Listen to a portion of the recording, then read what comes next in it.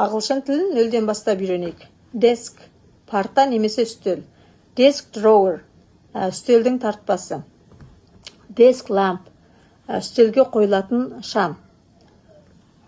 Book, кітап, books, кітаптар. Bookshelf болмаса bookcase, бұлар кітаптың сөрелері. Және тағы бір мағынасы booking. Booking деген брондау. Booklet, кітапша, bookstore, кітап дүкені. Board, board деген жалпы тақта. Blackboard, whiteboard деп айтып атамыз мектепте, яғни қара немесе ақ тақта. Тағы бір мағынасы boarding school. Boarding school деген мектеп интернаты.